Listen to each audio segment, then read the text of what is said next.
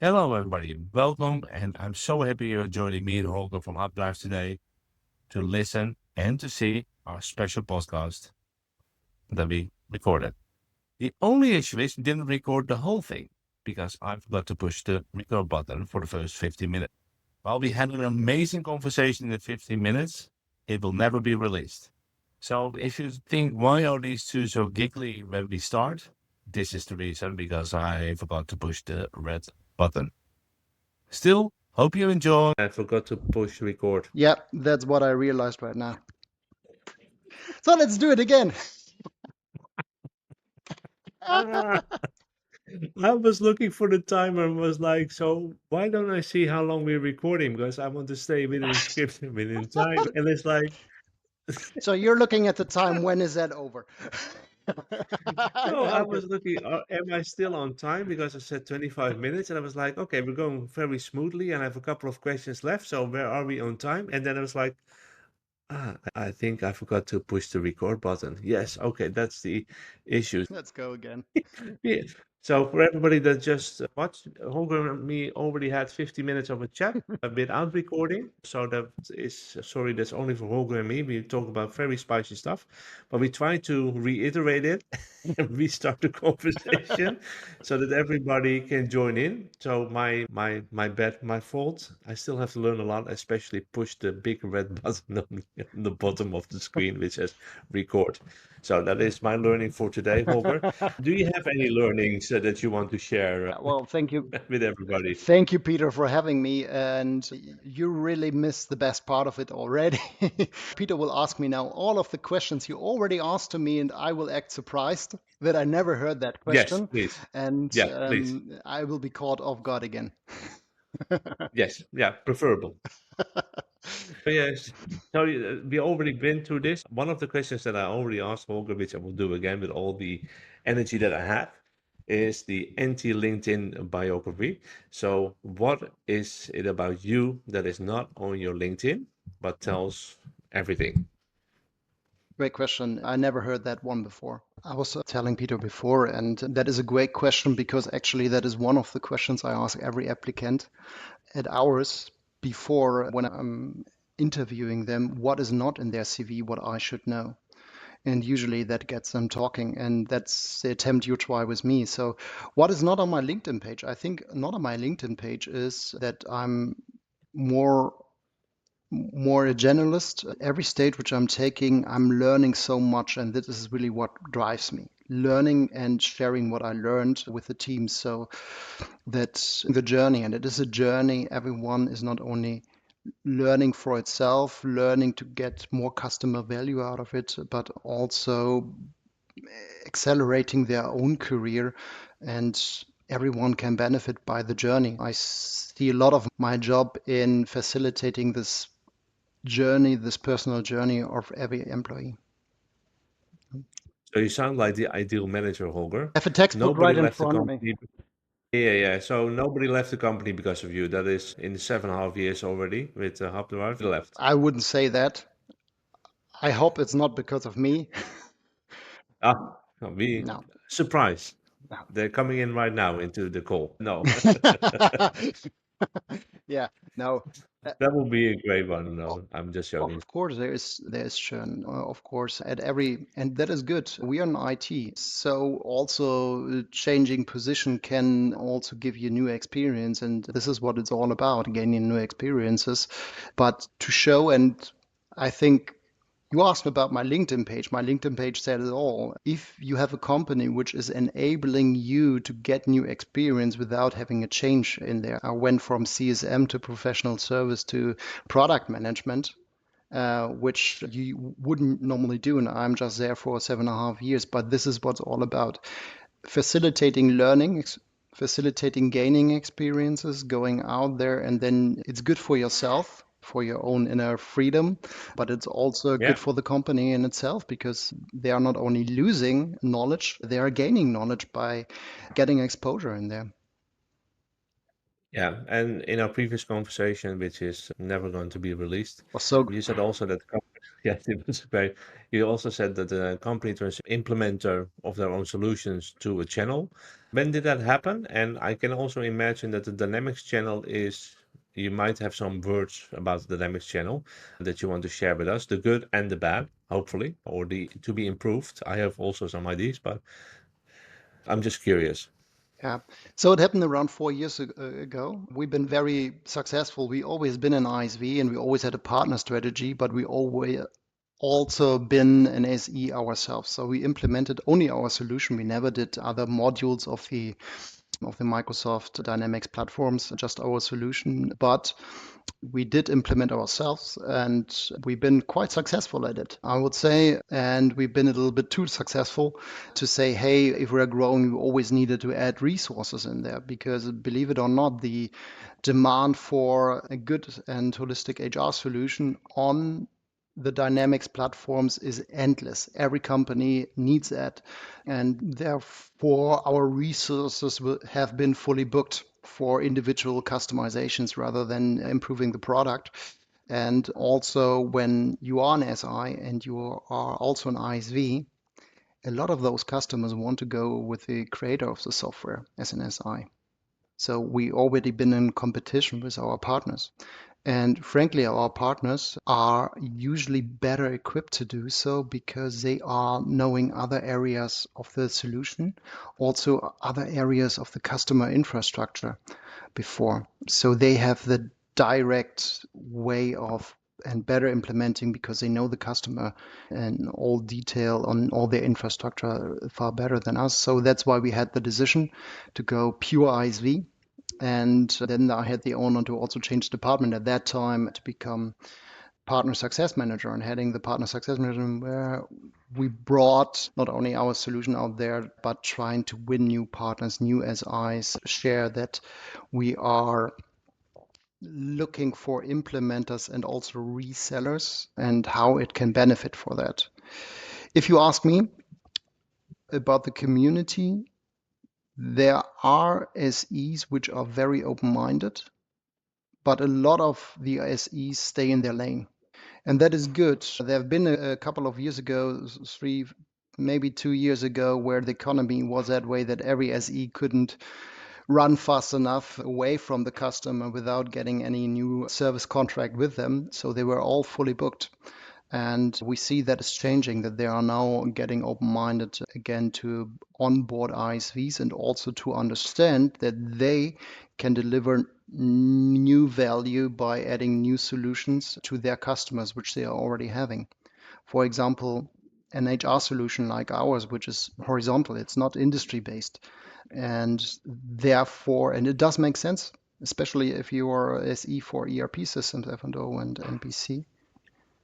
Holger, also, if an IC comes up to me and they say we do HR, I always start running away because I'm always afraid they want to do payroll as well, which has law legislation in every country is different. And I just go say go to ADP. Sorry for the commercial for ADP. And a lot of the partners, for me, it's scary, right? It doesn't mean it's scary at all, but I know from other ISVs that have also payroll solutions, there's a lot of legislation per country, per region, whatsoever. But for me, HR is something that maybe traditional in the dynamic scene has been done outside BC and F&O and CRM. So without been to other platforms Yep. that are more, how do you say that nicely, more intuitive, more shiny, more, yeah, not BC like. So I can imagine that a lot of HR people will, if they look from a graphical point of view, would say, yeah, we go with another product than something integrated. Hmm. But you guys made a power app, Yep. which hopefully is way more shiny than I've seen.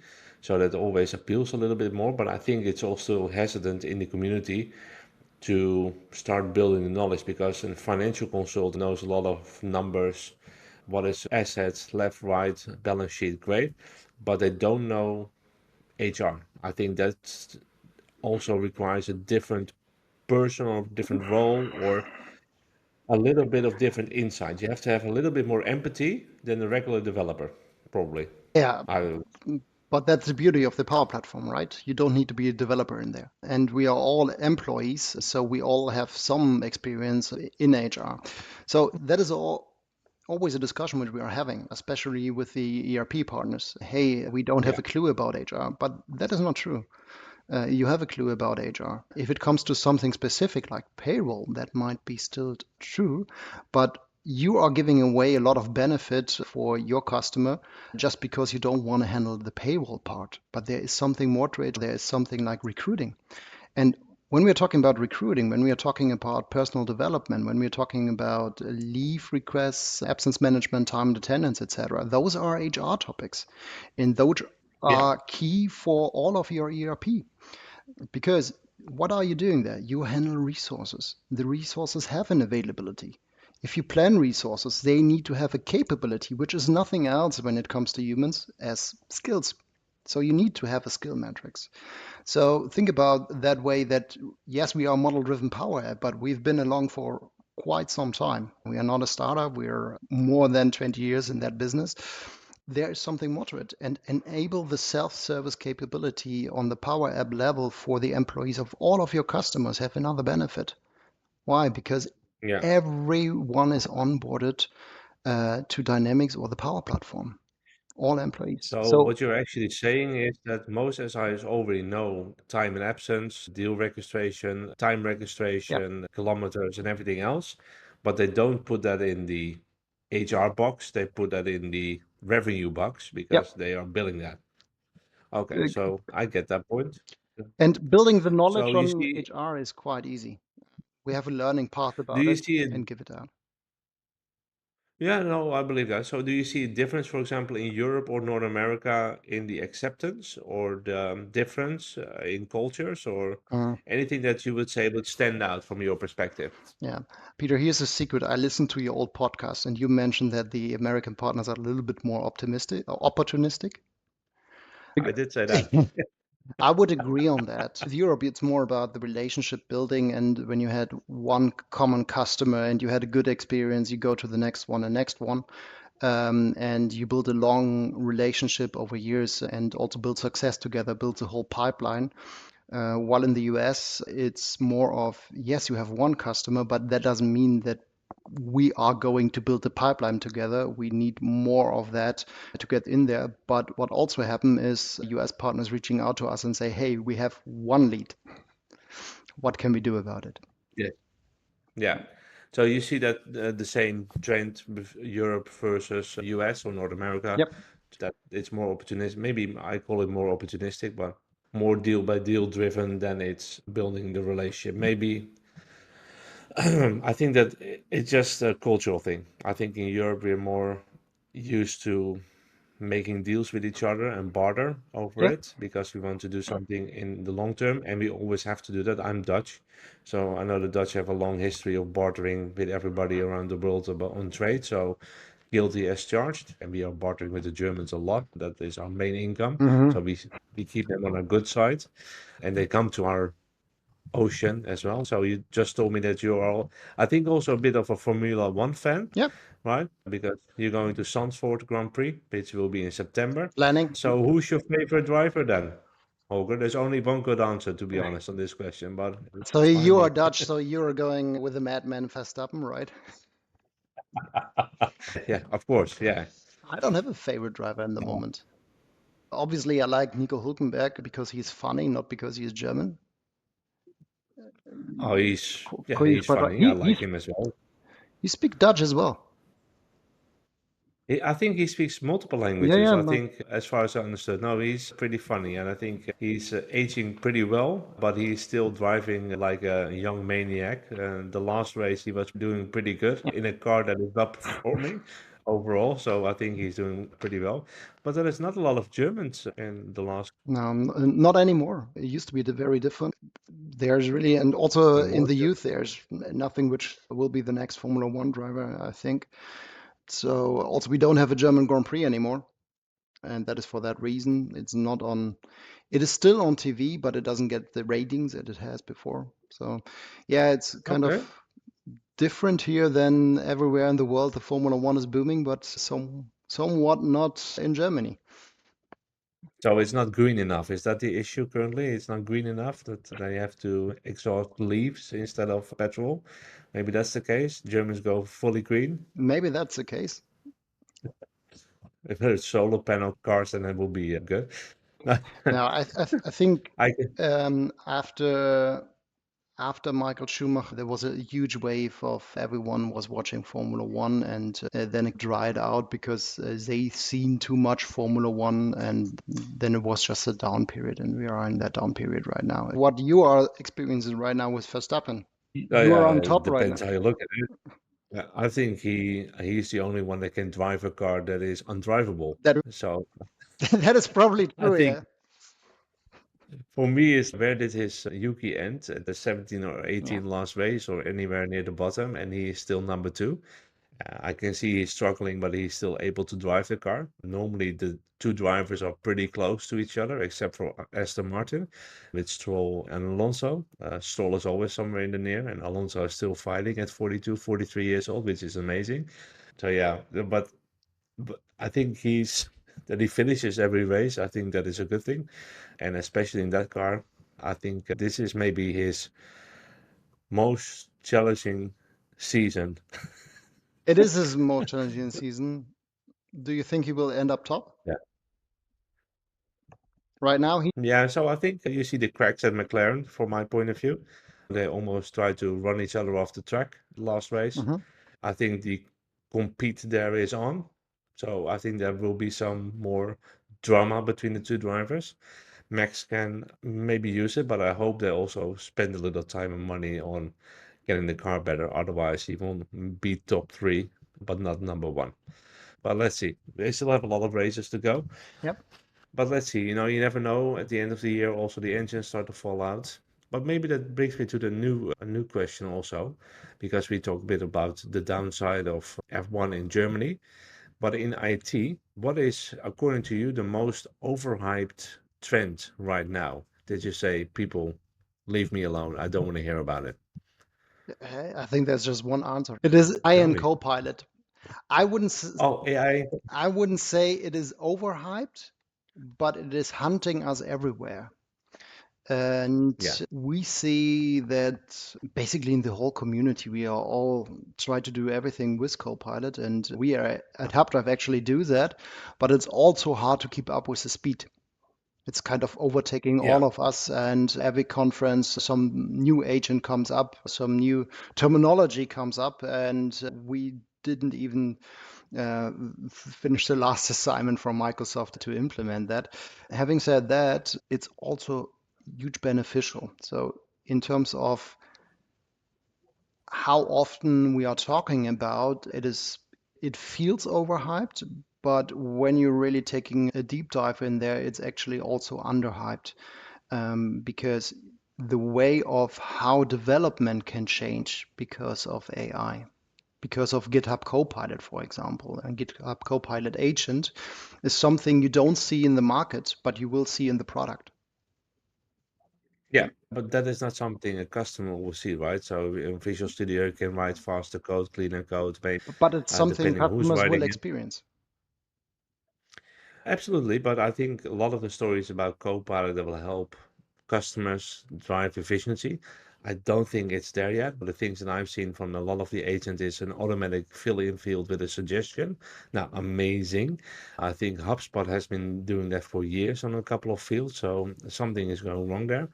I believe we are going to AI, we're going to do agents, Yeah. but currently it's a lot of back-end work that will improve the life of the users, Hmm. but currently it's not there yet. Microsoft spends a lot of time in AI, AI, AI. Every event we are getting thrown a new agent at us. I feel like sometimes in the Matrix, in the submarine or in the U-boat, to keep it German, and through the sewers and getting attacked by other agents. Not that I see myself as flying through the sky, only a little bit, but I'm a bit heavy, so I will drop out of the sky pretty fast, but no worries. But it's a lot of news, and I think it's over. I use a lot of AI from ChatGPT Yeah. on getting simple things done to check things for me. It saves a lot of time in my daily life. Copilot is more from an enterprise point of view for me, but also security to secure the data that you have. ChatGPT does it differently, which is fine. But I think there's not a lot of attention for customers. What is the difference on that topic? Or they should understand, but they don't understand. And I talk about ChatGPT, but there is the French solution, the Chinese DeepSeek. There's a lot of AI solutions now that can help. So I think it's overhyped, true, because everybody's talking about AI, but absolutely no clue what they're talking about. And it's maturity level infant. Mhm.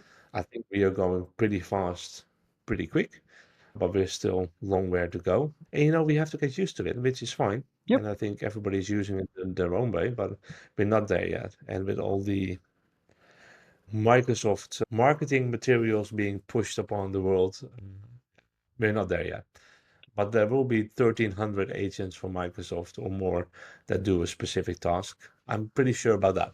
There will be on a specific task, but that is a point for customer adoption. You need to really use them and build them in. We are just in our travel and receipt module built in that the receipt recognition and populate all the fields, etc. That is AI, but a customer will never realize that this is an AI.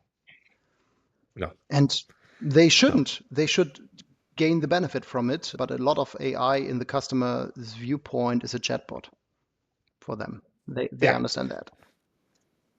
yeah, and that can automatically answer their emails with the right information or send out emails from a sales perspective or marketing perspective that are fully customized instead of more generic emails from, hey, Holger, how are you? Or, Or Holger, or we met. or in recruiting. Same thing. Yeah, or in Yeah. recruiting. Yeah, yeah, yeah. So send your CV and we will scan it, and then you end up in the dump Mhm. in the bin because there was a word in it that the chatbot didn't like or the AI didn't like. So yeah, Yeah, but true that. that is really one big benefit which I'm seeing. So we have an add-in in Outlook as well as in our solution, which is using Copilot, and it is automating the answering process towards the applicant, organizing appointments in the background. So that really can give a benefit, but also there, does the customer realize what really behind it? For them, it's just building suggestion based on previous conversations. Yeah, true. I fully agree. So we are now almost 24 minutes recording. Holger, just I'm checking the time. It's a 50 minutes. Yeah, yeah. So we're already at 40 minutes of real content. I have a question about the human aspect, right? You travel a lot as well to different venues and countries. The last time we saw each other was Slovenia, which is a beautiful country, beautiful on Dynamics Minds scene. I really appreciate that event. But how do you cope with that in your personal life? I don't know if somebody's waiting for you at home or kids or mother that needs help or anything like that, but how do you cope with it? Yeah, I don't have kids. I have a girlfriend, but usually we can build around that. Yes, I'm gone for a week, but I'm not traveling every week as you do. I'm No, traveling no. every few weeks till a couple of months for a week, and usually that's during the week. So that is something I can arrange. But yes, it would be difficult having kids to keep up the pace. Yeah. Yeah.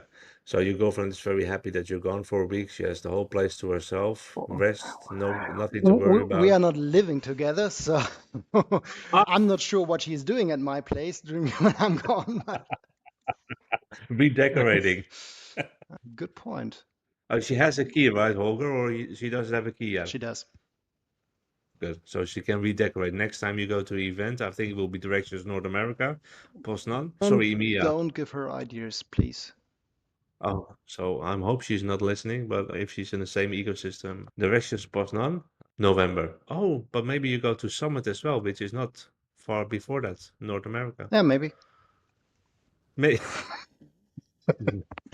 he's not confirming. No, I'm not there. No, but that, No, I'm not there this time. oh, you're not there. Orlando. I have some words about Orlando, which I'm not going to do. So if we're trying to wrap it up for today, the 45 minutes of talking, which is only 30 minutes in recording because of me, what is one thing you want to leave with the audience and say, this is my take on things? Can be anything. Hmm. I can give you now a shameless plug about our solution, how you should contact us, but I will not. Yeah. I will, No. don't. Just visit our homepage now. Yeah, go out there and go to conferences and try to learn as much as possible for things which is not directly in your lane. Maybe for this one, it is really about getting new knowledge in there. And there's so much things you can learn, do it, and learn in the community, because we are all helping. The one positive example I can bring to you, which we, and I mean my product and development department, are heavily inspired by, is the PCF gallery. The PCF gallery is made by the community. It is adding the content every week made by the community. And this is where our strong suit is in there. We can be faster, build better products, and really create something special for our customers together. Okay. And on a personal note, anything you want to give away? Thank you, Peter, for that podcast. We first have to release this, No, that is, but that will happen. Yeah. nah. No, it's good to have you here. We met, I think, this year for the first Yep. time during Las maybe Vegas, North America, yeah, it or was maybe. Directions North America. Yeah, you've been working with Cosmo Consult already. It's one of your partners in Yep. Germany, which I didn't know, so I had no clue because you're working on the other side of the business. Yep. So from the ISV part, I was like, okay, cool that you're working with us, but I have 1,600 other colleagues, so help me out here. But I think it's good. And what I like is that you guys are pretty consistent to your sending to events. Yep. So that is always what I preach as well. Be consistent. Let people see your face every event that you go to, or try to do that, and don't send everybody a new team over because people don't know them. They have no bonding. I think that's great. And I will see you soon, and maybe in September when the Grand Prix is. But you will let me know when you have tickets. I'm already invited myself, so that's a good thing. Sure. I live close to the track. Okay. So I buy tickets for you. Yeah, sure. Yeah, See yeah, you yeah. there. It's a company expense. You have an expense management tool, right? Mhm. I think you can manage that. Yeah, so no worries on that. So thank you, Holger, for being here. Thank you. Great to have a chat. And for everybody, I will. This was an interesting podcast, especially because we were already chatting for 15 minutes. My editing team will kill me probably, and I will record the intro afterwards, which I always forget. So no worries. Thank you. And the next one is coming up soon. Thank you, guys. Thank you. Appreciate it.